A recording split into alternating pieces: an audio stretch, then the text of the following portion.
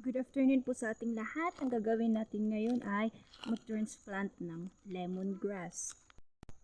Ito po ang ating ita-transplant kasi ayan, namamatay na ata kaya kailangan nating magparami para makakapihin tayo.